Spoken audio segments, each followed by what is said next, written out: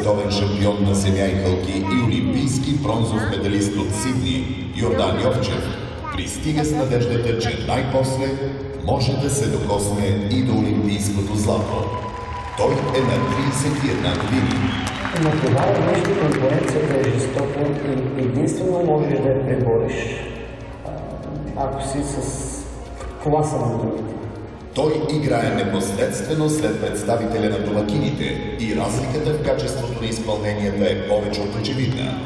Въпреки това, съдиите му присъждат оценка по-ниска с 12 000, точно както в Атланта преди 8 години.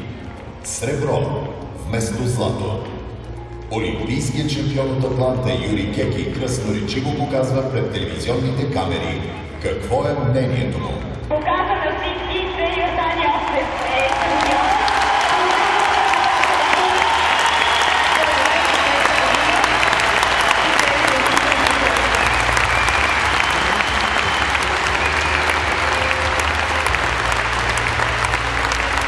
България никога няма да се прави този жест.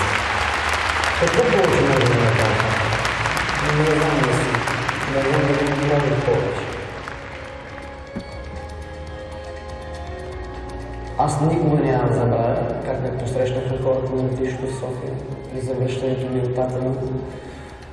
Тяхната подкрепа беше моя златна медал.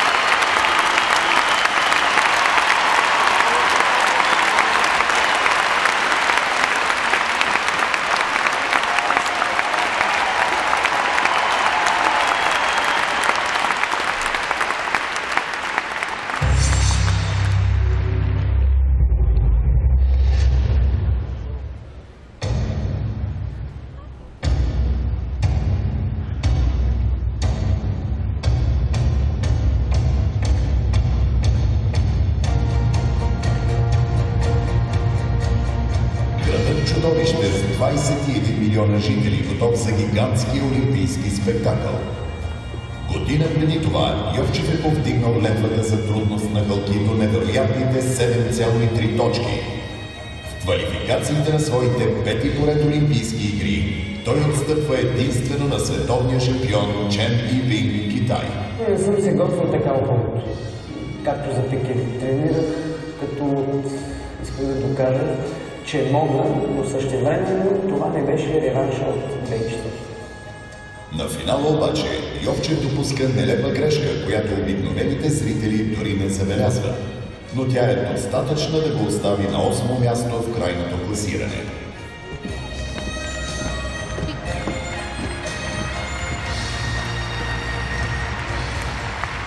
Само по себе си влизането в олимпийски финал и 8-то място в крайното класиране е несбъдната мечта за мнозина.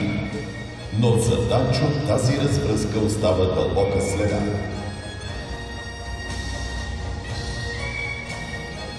Никога не съм допускал тази грешка. Никога. И до днес не мога да се обясня как просто сбърках и защо всичко това се случи.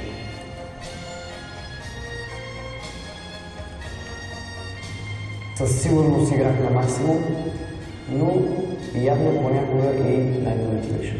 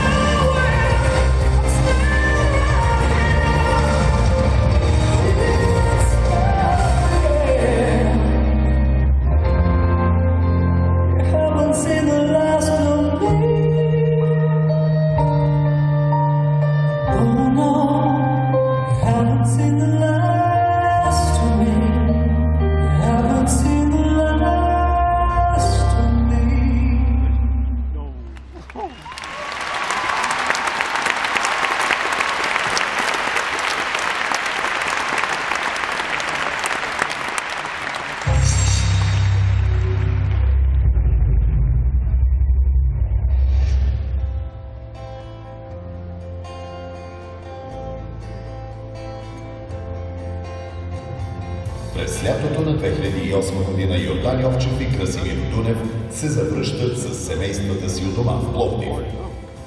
На 18 декември същата година на общо събрание на Българската федерация по гимнастика той е единодушно избран за председател на Българската федерация по гимнастика, а Дунев за нейн генерален секретар. България е един спортист и като човек. Беше моя ред да се отплатя. Напред се разстила нов път. Съживяване на гимнастическите центрове в страната. Откриване на обновената тренировъчна зала на стадион Раковски. И всичко това успоредно с тренировките за още големи състезания.